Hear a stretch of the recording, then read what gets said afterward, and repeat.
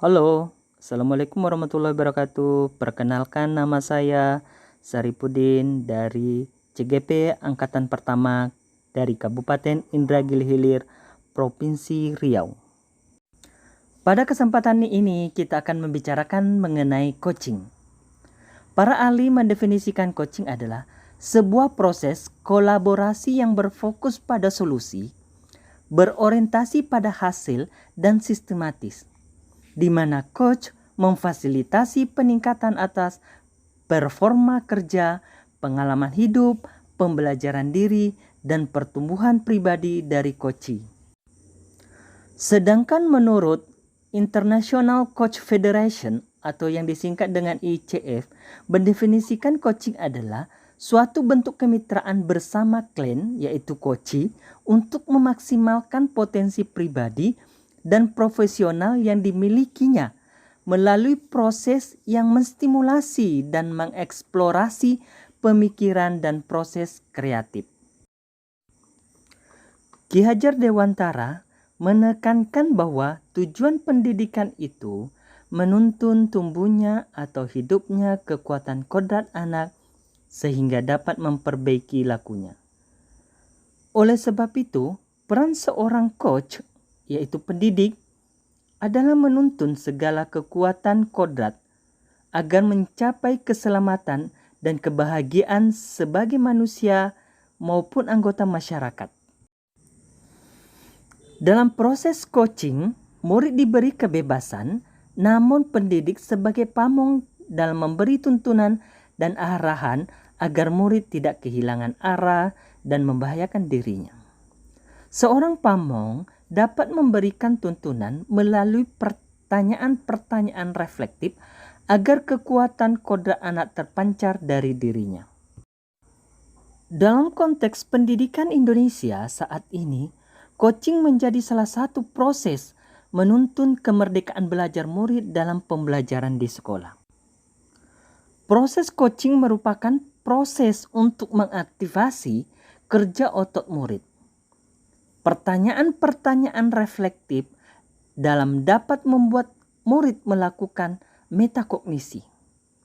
Selain itu juga, pertanyaan-pertanyaan dalam proses coaching juga membuat murid lebih berpikir secara kritis dan mendalam, yang akhirnya murid dapat menemukan potensi dan mengembangkannya. Mengingat pentingnya proses coaching ini sebagai alat untuk memaksimalkan potensi murid, guru hendaknya memiliki keterampilan coaching. Keterampilan coaching ini sangat erat kaitannya dengan keterampilan berkomunikasi. Selain keterampilan berkomunikasi, beberapa keterampilan dasar yang perlu dimiliki oleh seorang coach, International Coach Federation atau yang kita singkat dengan ICF, memberikan acuan mengenai 4 kelompok kompetensi dasar bagi seorang coach. Di antaranya yaitu, pertama, keterampilan membangun dasar proses coaching. Yang kedua, keterampilan membangun hubungan baik. Yang ketiga, keterampilan berkomunikasi.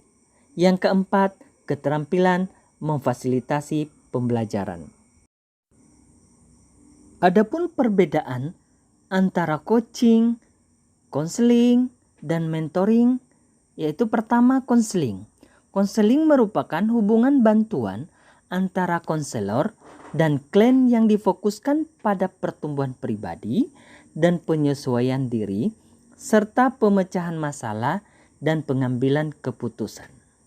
Dan biasanya juga konseling ini menggali masalah-masalah masa lalu. Sedangkan mentoring memindahkan pengetahuan tentang banyak hal, memfasilitasi perkembangan, mendorong pilihan yang bijak, dan membantu mente untuk membuat perubahan. Biasanya membagi pengalaman dengan orang lain. Selanjutnya kita berbicara mengenai komunikasi yang memberdayakan. Secara umum, komunikasi dapat diartikan sebagai proses meneruskan informasi atau pesan dari satu pihak ke pihak yang lain dengan menggunakan media kata, tulisan, ataupun tanda peraga. Komunikasi biasanya dapat terjadi satu arah, dua arah, di mana ada peran pemberi pesan dan penerima pesan. Ada 4 unsur utama yang mendasari prinsip komunikasi yang memberdayakan. Yang pertama, hubungan saling mempercayai. Yang kedua, menggunakan data yang benar. Yang ketiga, bertujuan menuntun para pihak untuk mengoptimalisasi potensi. Yang keempat, rencana tindak lanjut atau aksi. Pada kali ini kita akan membahas 4 aspek berkomunikasi yang perlu kita pahami dalam mendukung proses praktik coaching. Yang pertama adalah komunikasi asertif, yang kedua adalah pendengar aktif, yang ketiga adalah bertanya efektif, yang keempat adalah umpan balik positif. Kita bahas pertama adalah komunikasi asertif. Berkomunikasi secara asertif akan membangun kualitas hubungan kita dengan orang lain menjadi lebih positif karena ada pencapaian bersama dan kesepakatan dalam pemahaman dari kedua belah pihak. Kualitas hubungan yang diharapkan dibangun atas rasa hormat pada pemikiran dan perasaan orang lain. Beberapa tips singkat yang dapat dilakukan oleh seorang coach. Yang pertama adalah menyamakan kata kunci. Yang kedua, menyamakan bahasa tubuh. Yang ketiga, menyelaraskan emosi. Yang kedua adalah pendengar aktif. Salah satu keterampilan utama dalam coaching adalah keterampilan mendengar. Seorang coach yang baik akan mendengar lebih banyak dan kurang berbicara. Ada 5 teknik mendengarkan aktif. Yang pertama, memberikan perhatian penuh pada lawan bicara kita dalam menyampaikan pesan. Yang kedua, tunjukkan bahwa kita mendengarkan. Yang ketiga, menanggapi perasaan dengan tepat. Yang keempat, parafrase. Yang kelima, bertanya. Yang ketiga adalah bertanya efektif. Bertanya pada coaching merupakan kemampuan bertanya dengan tujuan tertentu.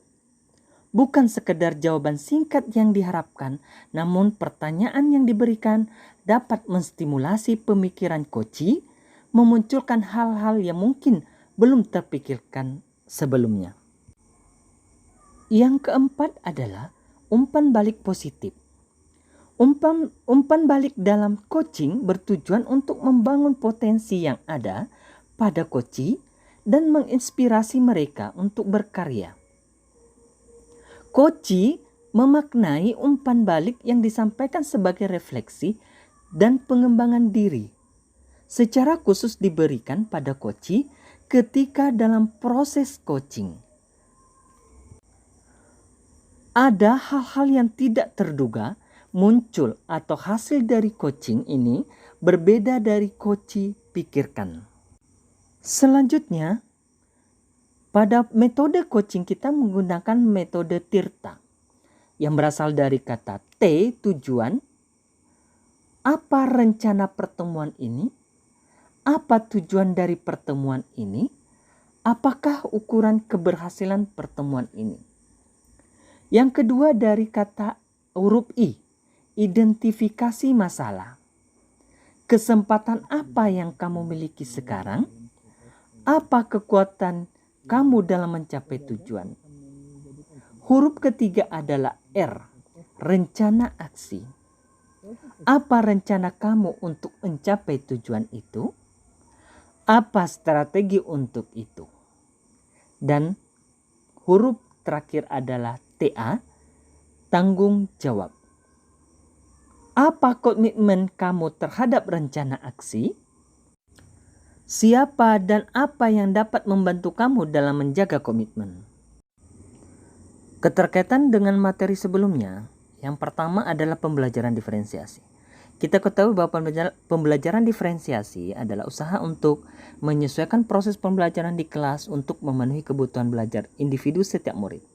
Kaitannya dengan coaching pada pembelajaran diferensiasi adalah memberikan pertanyaan-pertanyaan kepada murid untuk meningkatkan potensi yang dimiliki sehingga aktivitas otak dapat bekerja semaksimal mungkin. Sedangkan kaitannya pada pembelajaran sosial emosional pada coaching yaitu yaitu pada saat proses coaching itu ada penyelarasan emosional. Terutama ketika coaching mengucapkan hal-hal yang emosional. Maka seorang coach perlu mengendalikan emosi pada proses coachingnya tersebut.